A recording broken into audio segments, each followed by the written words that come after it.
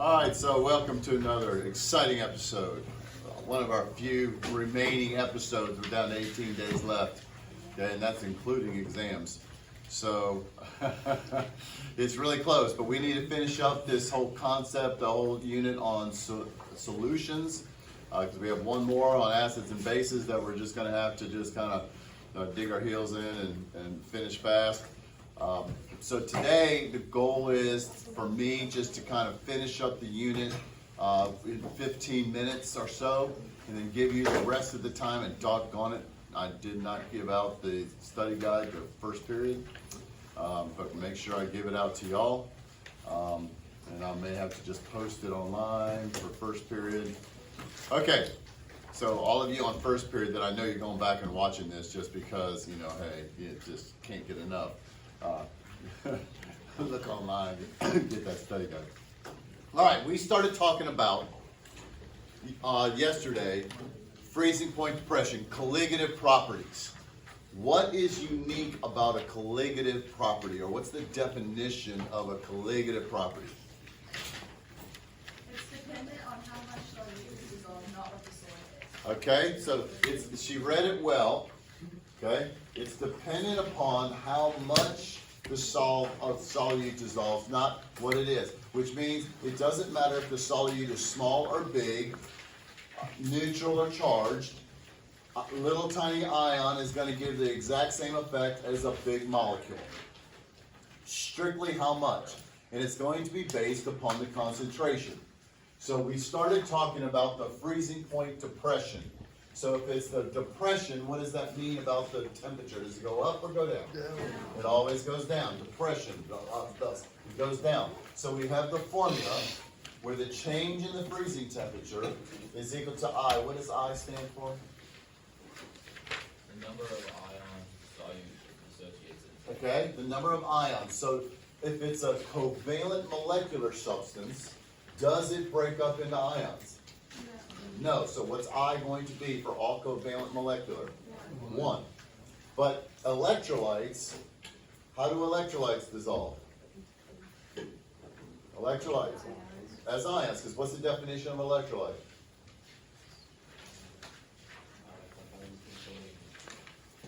No. An electrolyte. Ooh. A salt is an electrolyte, but what's the definition of electrolyte? Substance whose water solutions conduct electricity. A substance whose water solution conducts electricity. What must be present in the solution for it to conduct electricity? Ions. Therefore, electrolytes dissolve as ions. So I is going to be, well, how many ions does it dissolve into? NaCl breaks up into what? Na plus Cl minus. Na plus and Cl minus, so you get 2 for 1, you get 2 ions, so I is going to equal 2. We did CaCl2, it breaks up into calcium and 2 chlorides, so we get 3 for I. But non-electrolytes dissolve as neutral molecules, so it's a 1-to-1, so I is going to be 1. K is always a constant, M is the concentration in terms of molality. And we learned yesterday that molality is moles of solute over kilograms of solvent. If we're given grams, how do we get moles? Molar mass. Okay, I don't know how many times I've asked that this year.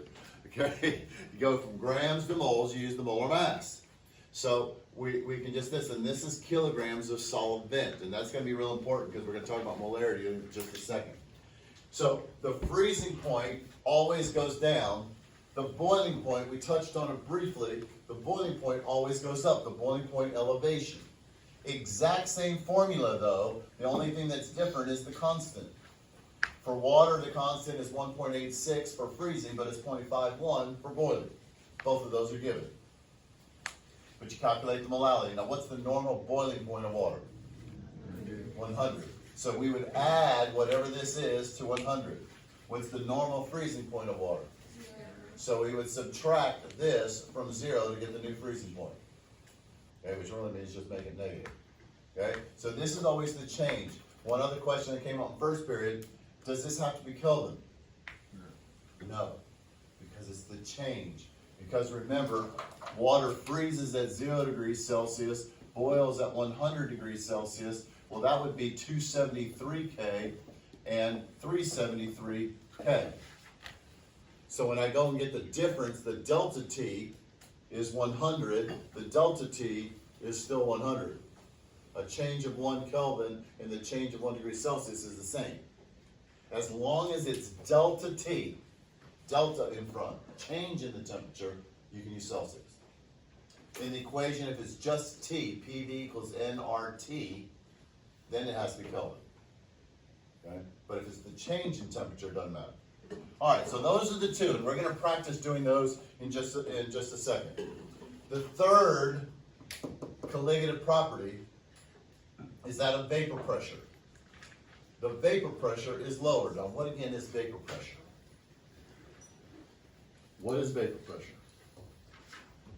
What's a vapor? Something that's a liquid at room temperature, it's a gas. But it's a gas. So we're talking about the vapor, the gas molecules above a liquid. We've talked about vapor pressure a lot, but I know it's a difficult concept. It's the amount, and what causes pressure? Collisions with the container wall. So if you have vapor pressure, that's the pressure exerted by the vapor above a liquid. So if you have a high vapor pressure, that means you got a lot of vapor molecules. That means it's evaporating quickly. What does that mean about attractive forces? Weak. Okay? So weak attractive forces, high vapor pressure. Okay? And so that means the molecules are evaporating quickly. You have a high vapor pressure, a lot of vapor molecules. If things have strong attractive forces, it evaporates more slowly, and you have less vapor molecules, so less vapor pressure. So the solute, if we dissolve, and this is your mole fraction, again, it's a different way of measuring concentration, okay? But the smaller the mole fraction of the solvent, the more solute you put in, okay, the more moles of solute, the smaller the percentage that's solvent, and so your vapor pressure is going to get less. And that's due to the attraction between the solute and solvent. When it's just water, water's going to evaporate at a certain rate. But now it's attracted to the Cl minus that's dissolved in the water. That's going to slow down the rate of evaporation. I kind of think of it like when my kids were small and my wife and I would be going out to dinner with a babysitter. My daughter would cling on to, usually my wife's leg, and say, "No, don't go. Dad, you can go, but, Mom, you stay." And it would make it harder for us to get out the door. Well, that's what's happening here. The solute is hanging on to the solvent, trying to evaporate, but there's an attraction between the solute and the solvent, so it slows down the rate of evaporation. It lowers the vapor pressure. Now, when does boiling occur? When the atmospheric pressure and the pressure of the liquid is. Okay, say this loud enough for them to hear in the back. When the atmospheric pressure and the pressure of the liquid is the same. The vapor pressure of the liquid are the same. So if I lower the vapor pressure by adding solute, what does that do then to my boiling point? It raises the boiling point. I have to put more energy in now to get that up equal. So the boiling point is raised because the vapor pressure is lowered. It slows the rate of, it lowers that vapor pressure, so now we got to put more energy in to get it to boil. So these two things are very related. The lower the vapor pressure, remember, the higher the boiling point. That was last chapter. I made sure we know that relationship. The lower the vapor pressure, the higher the boiling point. So adding a solute lowers the vapor pressure. This is Raoult's law. Now we're doing no math with vapor pressure. Okay, I know you're disappointed in me. The fourth and final colligative property is osmotic pressure. Does anybody know what osmosis is from biology? Okay, what'd you say? The absorption of water through pores or a membrane, right? Oh, wait, no. Okay, so it's going to kind of push its way through. So if we look at your blood system, okay, here's a vein, okay, and in that vein you got your red blood cell. And then you have your plasma out here. Okay, and it's all flowing through. Well, your plasma is a 0.9% saline solution. 0.9%. It's not pure water or whatever, it's about a 0.9% salt water solution. Inside your cell is also supposed to be 0.9% NaCl. Now, have you ever heard that, you know, if you're ever trapped on a desert island or out in the ocean, if you drink the salt water, it actually dehydrates you? Seems crazy. Why does that happen? Osmosis. So let's just say you're trapped. You're in the ocean, you're thirsty, you're dying, I don't care, I gotta have something to drink. So you drink a bunch of salt water, and it pushes your salt in your plasma up to 1.2%. Now, your cell is still 0.9%. Now, everything in nature wants to be equal. So these two want to have the equal concentrations. Now, if I had created, I would have just made the water go into here, or the salt, pardon me, go into here, and make this more concentrated. But that's not the way it works. The water leaves the cell to try to dilute the plasma. So what happens to the cell? Dehydrated. It dehydrates, it shrivels up and dies. Okay? So right now, the plasma is hypertonic, hyper meaning above, hypertonic to the cell, and the water, the solvent is pushing through the cell membrane, and the pressure exerted is the osmotic pressure. The pressure exerted, how much pressure, because it doesn't just flow automatically through it, it's got to kind of get pushed through it. So it's putting an osmotic pressure. The bigger the difference between the inside and the outside, the greater that osmotic pressure is. This M is molarity, which we're going to talk about in 1 second. This is your ideal gas law. Pi is your P, your pressure, your osmotic pressure, is equal to the molarity times the ideal gas law constant times the temperature. Now, since this is T, what unit does that have to be in? Kelvin. Okay? So, this is your osmotic pressure. Now, let's just say that you're in a radio contest, or not, some people, hopefully not you guys, but some people maybe if they're trying to beat a drug test.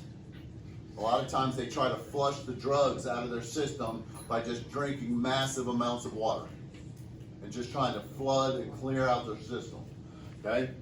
Well, let's just say you do that, and now your blood is down to 0.7%. We still got to get them equal. So instead of the water coming out of the cell, now what's going to happen? The solvent is going to go into the cell, and it's going to blow up like a balloon and potentially burst. And you can die from drinking too much water. Okay? I want to make sure that never happens, so I just use Mountain Dew instead. Okay? Okay? But, so that's, now we're below it, so what would be the term for below the concentration? Hypotonic. But what we really want is for them to both be the same, 0.9 and 0.9. Anybody know the term for that one? It is kind of equilibrium, but it's isotonic. Isotonic. So you got hypertonic when you are below, hypertonic when you're above, hypotonic when you're below, and then isotonic is the same. That's when there's zero osmotic pressure. They're just kind of flowing. So the bigger the difference between inside and outside is what osmosis is. Again, no math here. We just need to know the definition. All right? We good with that? So don't drink the salt water. Now, molarity is another unit. It's the much more common unit for concentration. Molality is little m, molarity is capital M. But it's still going to be moles of solute over liters of solution. Not solvent, but solution. Now again, how do we get, if I'm giving grams, how do I get moles? More math. molar mass. So it's gonna be the same. The only thing that's gonna be on the bottom is different. On molality, we measure how much solvent we're actually adding. We don't care what the total volume of the solution is. But with molarity, it's all about the total volume of the solution. So if I'm gonna make a solution of a certain molarity, this is called a volumetric flask. What do you think a volumetric flask is used for? Measuring volume. A measured volume, volumetric.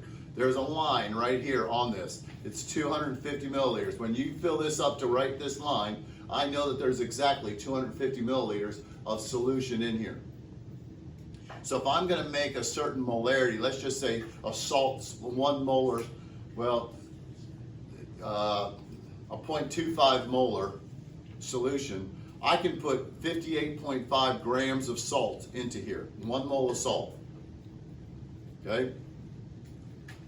And then I'm gonna fill it, actually it's gonna be way more than that, so then I would add water. I would not add 250 milliliters of water.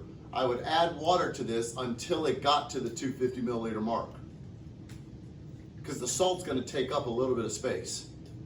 If I wanted to make it with, say, like some other liquid, I could put 50 milliliters of the liquid, alcohol, glycerin, whatever I wanted to use, and then I'd fill it up with water to the line. So I add enough water to make it get to 250. So now I know the total volume of the solution. Okay? Slightly different. But if I have the units moles per liter, what is that a conversion factor between now?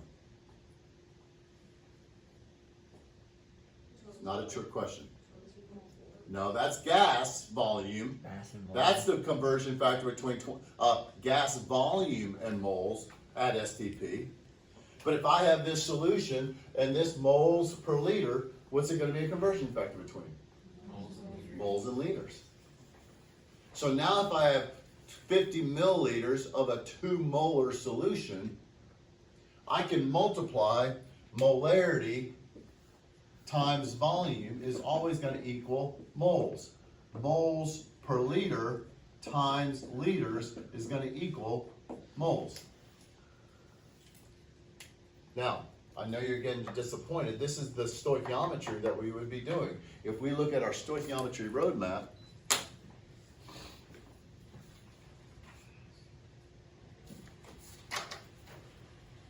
this gives us the conversion factor.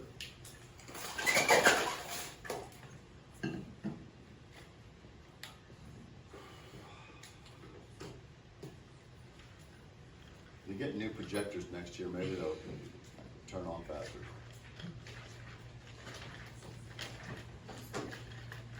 Okay, on your stoichiometry roadmap, now we have our final piece right here, okay, to where I have solution volume. That's going to be 50 milliliters of a certain solution. This is gases. Now we're doing a solution. And if I know the molarity, moles per liter, molarity times volume is going to give me how many actual moles of solute are present in that solution. And then I can do the rest of the stoichiometry just the same way. So the molarity is our conversion factor between moles and liters when it's a solution. Okay? So the stoichiometry really would be just like here. Instead of using 22.4 to go from gas volume to moles, we would use whatever the molarity was to go from solution volume to moles. The goal is to take everything to moles.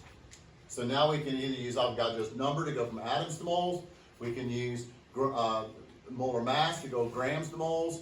We can use molarity to go solution volume to moles. We can use 22.4 to take gas volume at STP to moles. And we can use the ideal gas law to take a gas volume not at STP to moles. But the whole key is to get to moles, because then the balanced equation gives us the ratio, okay, moles are given to moles of unknown. Then I can just do everything in reverse. Okay?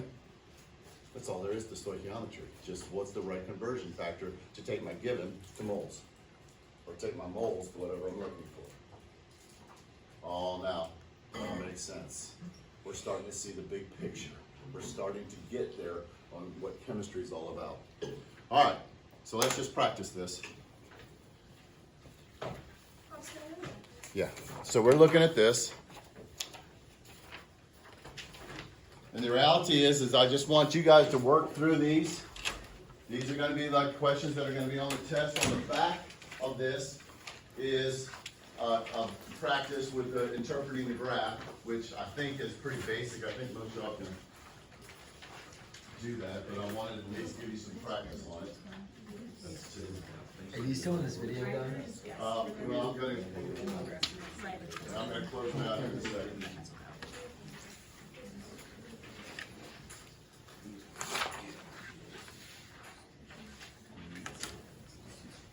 So tomorrow, and by the way, once again, look at this. This is that calcium chloride that I put the white crystals, the white powder. Now it's completely a solution. All the humidity, all the moisture got sucked in from the air.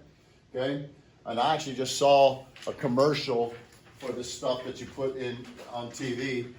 Stuff that you put in your basement.